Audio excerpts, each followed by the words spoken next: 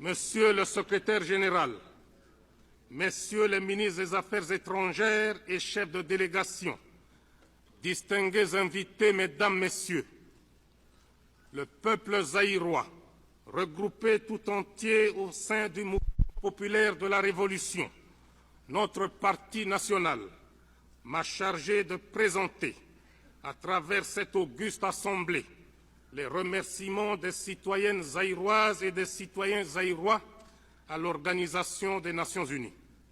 Si une infime minorité des pays membres de cette organisation avait refusé de participer à l'opération Congo à l'époque, la grande majorité a cependant mis spontanément des troupes à sa disposition ou est intervenue financièrement pour cette opération, ce qui a permis de maintenir la paix, l'unité et l'intégrité du territoire national. Aux uns et aux autres, à travers l'Organisation des Nations Unies, le Zaïre dit grand merci.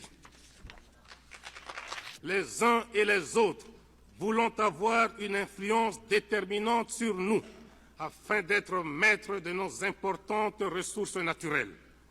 Les uns voulaient nous recoloniser économiquement, tandis que les autres voulaient nous dominer idéologiquement.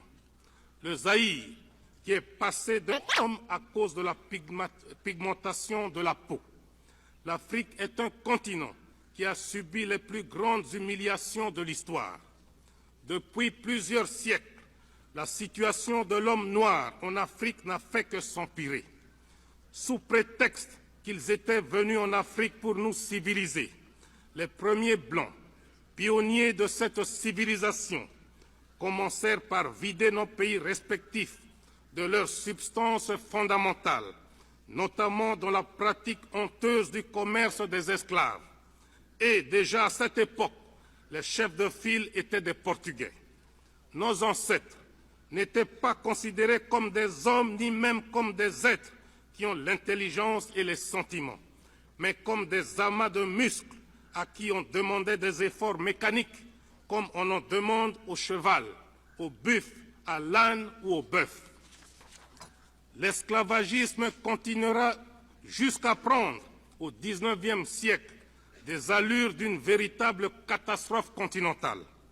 Et pour se justifier, ces colonialistes et ces esclavagistes nous opposèrent à nos frères arabes, affirmant leur rôle dans l'esclavagisme. Ils font semblant d'oublier que ces derniers n'étaient que des courtiers et des commissionnaires, car la traite des Noirs était faite au seul profit des Blancs. Les pays colonialistes d'Europe ont d'ailleurs vite compris l'adage qui dit, je cite, « On n'est jamais mieux servi que par soi-même ». Fin de citation. C'est ainsi qu'en 1885, les grands négriers d'appropriation pure et simple des territoires d'Afrique par ces négriers. Le noir n'a plus à échapper au razzia, car il perd tout simplement ses droits, sa patrie et sa liberté. Le processus de déshumanisation commence. Le noir doit abandonner sa personnalité, ses structures mentales et sociales, en un mot, son authenticité. Des arguments pseudo-scientifiques ne manquèrent pas pour justifier cette entreprise de déshumanisation tout en traitant le noir